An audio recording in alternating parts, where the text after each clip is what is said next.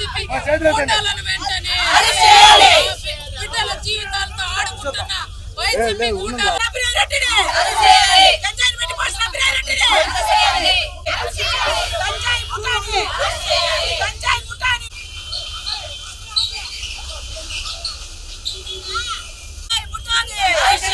గంజాయి ముఠాని గంజాయి ముఠాని గంజాయి ముఠాని నాయకులను వెంటనే గంజాయిని పెంచి పోషిస్తున్న వైఎస్ఆర్సీపీ నాయకులు వెంటనే గంజాయిని పెంచి పోషిస్తున్న వైఎస్ఆర్సీపీ నాయకులు వెంటనే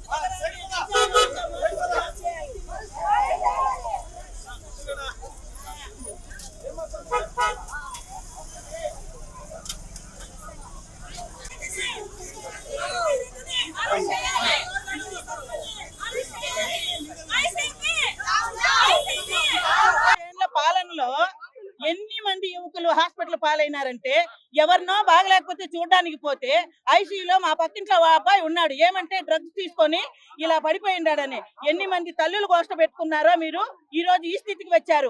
మీరు 5 ఏళ్లలో మీరు చేసిన ఎలక్షన్లు కానీ టౌన్ బ్యాంక్ ఎలక్షన్లు కానీ కార్పొరేషన్ ఎలక్షన్లు కానీ మీరు చేసిన భూ కబ్జాలు కానీ అన్ని పాపాలే. ఆ పాపాలకు ప్రాయచిత్తమే ఇప్పుడు మీరు అనుభవించేది.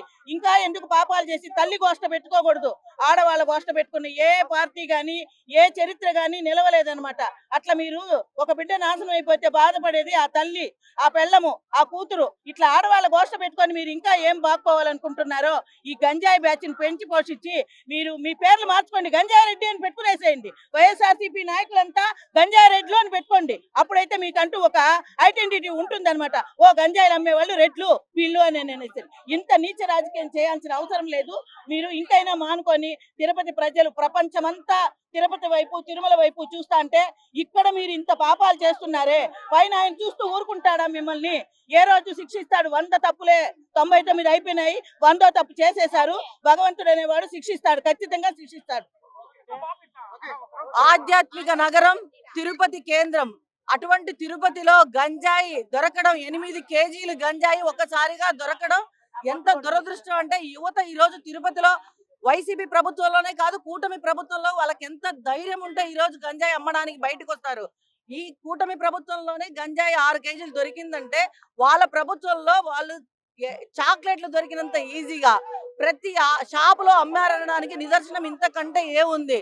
ఈ రోజు అభినయ్ రెడ్డి చెంచా తొత్తు అని చెప్పుకునే భాను అనే అబ్బాయి ఈ రోజు అన్ని కేజీల గంజాయితో పట్టుబడితే ఈ అభినయ్ రెడ్డికి సిగ్గుందని అడుగుతున్నా. మళ్ళా బయటకు వచ్చి ఆ రోడ్లు ఈ రోడ్లు అని కప్పిపుచ్చుకోవడానికి ఇలాంటి ఎదవలను సన్నాసుల్ని వెనకేసుకురావడానికి అభినయ్ రెడ్డికి కరుణాకర్ రెడ్డికి సిగ్గుందా అని అడుగుతున్నాం. ఈ సందర్భంగా మీకు గన నిజంగా నిజాయితీ నిష్పక్షత ఉంటే మీరు బయటకు వచ్చి ఈ ఎదవ మాకు సంబంధం లేదు, వీడిని వెంటనే అరెస్ట్ చేయండి, ఇలాంటి వాడి వల్ల మా పార్టీకి నష్టం జరుగుతుందని అభినయ్ రెడ్డి నువ్వు బయటకు వచ్చావా?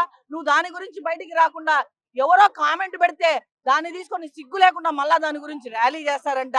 వీళ్ళ బతుకులు జడ, వీళ్ళ యువతనంతా నాశనం చేసేది కాక తిరుపతి భ్రష్టు పట్టించేది కాక అసలు మనుషులు తిరగని ప్లేస్ లో రోడ్లు వేసి మేము రోడ్లు వేసుకున్నాం. మీ స్థలాలకు మీరు వేసుకున్నారా బాబు రోడ్లు? మీరు మనుషులకి వేయలేదు. మీరు ఎవరైతే అవసరం అనుకున్నారో వాళ్ళకి ఎవరికి ఉపయోగపడాలి పార్టీ వైసీపీ పార్టీ. ఈ రోజు కూటమి ప్రభుత్వం ప్రజల పక్షాన నిలబడి ప్రజల కొరకు ప్రజల చేత ఎక్కడంటే అక్కడ నిలబడే పార్టీ ఏదైనా ఉందంటే అది కూటమి పార్టీ.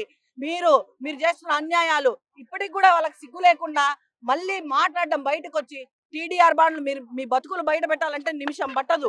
మీ బతుకుల గురించి మాట్లాడాలంటే మేమంతా మాట్లాడితే మీ బతుకులంతా బయట పెట్టొచ్చు. అరే మీరు నన్ను అరెస్ట్ చేయలేదే అని.